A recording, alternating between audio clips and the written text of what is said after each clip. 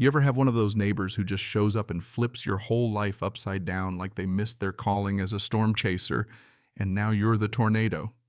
That's what happened to me the day Veronica Nash moved into my building. One minute, I'm grilling burgers on my own patio, and the next she's screaming about fire safety violations and threatening to call 911. I mean, you try explaining to your friends why you're ducking behind your grill like it's a riot shield because a woman in a business suit is clutching a clipboard like a hand grenade. Welcome to my life. But here's the punchline. Veronica never saw coming. Every month she wrote a rent check that went straight into my pocket because I'm not just her neighbor, I'm her landlord. Yeah, talk about the ultimate plot twist. Let me back up a second because this saga needs a proper intro. I'm Jake, 35, king of pajama-wearing tech support, and up until last year, life was a string of coffee refills and answering emails for people who think, "Have you tried turning it off and on again?" is some kind of dark magic.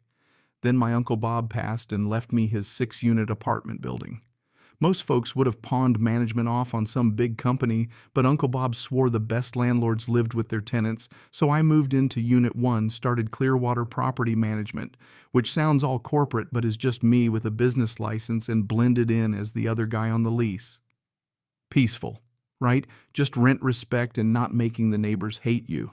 The place ran on common sense. No HOA, no weird rules, just people like Walt in Unit 6. A retired teacher who'd been around since Color TV's Riley in Unit 4, the unofficial building news anchor, and a couple of quiet types in Units 2 and 5. Then in walks Veronica, all pressed blazer and briefcase, giving off strong, "I'm here to reorganize your sock drawer" energy. First day, she's taping up laminated notices like laminated screaming about new HOA regulations, effective immediately. $50 a month in new fees, no grilling, quiet hours like we're in a library, every little thing needs approval from the board. She signed it, Veronica Nash, interim HOA president. Interim president of what exactly? Lady, we never had an HOA or an election or even a meeting about snacks. The wild part. She somehow convinced people. Went door to door saying the big management company approved all this. Never mind that the company was me sitting in my boxers eating leftover pizza. Units 2 and 5 handed her $50. Riley bought the story for about a day, and only Walt had that. I've seen this movie before, look. Part of me wanted to bust out the truth, but another part wanted to see how far she'd take this. Would she actually try to boss around her own landlord? So that Saturday, I fire up my grill like always just to see what she'd do. Sure enough, here comes Veronica, clipboard and phone in hand. "All, you're in violation of Section 3. I looked at my little Weber and back at her, trying not to laugh. "It's a hamburger, not a bonfire. Relax." She turns beet red, threatens a $200 fine and another $100 for disrespecting HOA authority, which frankly might be my favorite made-up charge of all time. I told her to send the bill to the landlord. She started dialing 911 right there. I swear you haven't lived until you've watched someone call emergency services over a burger. Officer Smith rolled up. 20 minutes later, looked at my grill, looked at Veronica, looked at her papers, and decided this wasn't the day he wanted to get involved in grilling emergencies. "Ma'am, grilling on a patio isn't a crime," he said. "If you've got issues, work it out with your landlord." She tried to argue, but he was already walking away. Riley caught me in the hall, all worried. "Dude, she's intense. Maybe just go along." I grinned. "Lady thinks she runs the place. Wait till she meets the landlord." Riley didn't get it, but I was enjoying the show. How far could Veronica push this before someone wised up? Next day, she taped a final warning on my door, laminated, of course, threatening lease termination if I didn't comply. Signed it with a flourish like she was the president signing a peace treaty. And this wasn't even the peak. That week, I woke up to 4 more violation notices under my door, $200 for grilling, $150 for excessive noise because I watched TV at 9 p.m., $100 for my car being 3 inches over the parking line, $300 for unpaid HOA dues.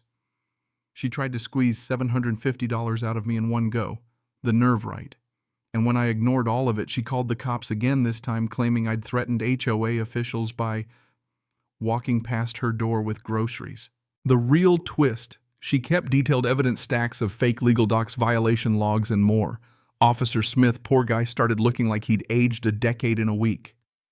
Meanwhile, Veronica kept escalating, collecting signatures for my eviction, telling tenants she'd called Clearwater Property, ahem me, for support, and dropping legal threats like she had a law degree from Google.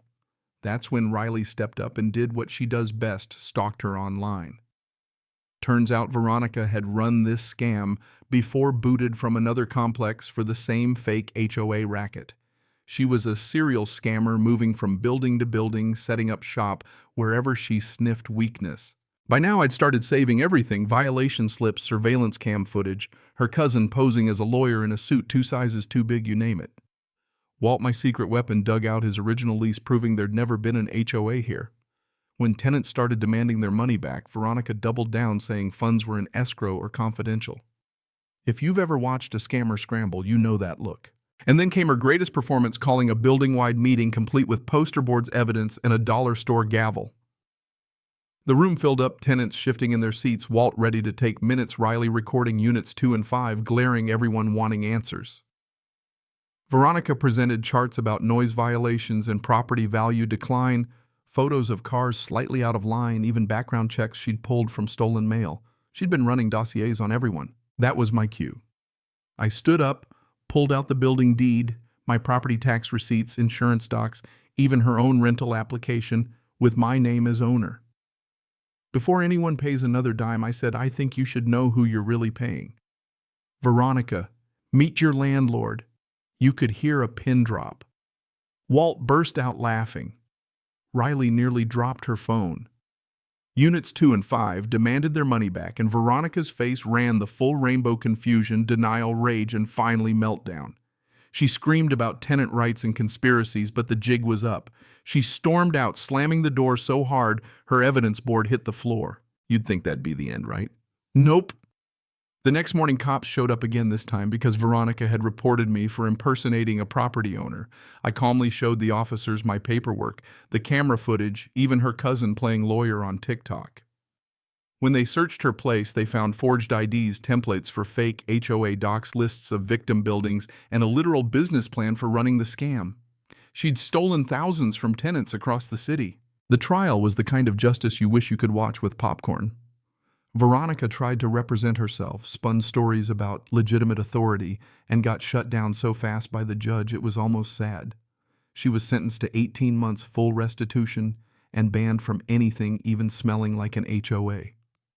The best part, Riley's videos about the HOA president who tried to scam her landlord went viral, helping people everywhere spot similar cons. Afterward, I used the recovered money for real upgrade security cameras, a real barbecue area with Walt in charge, of course, and actual community events.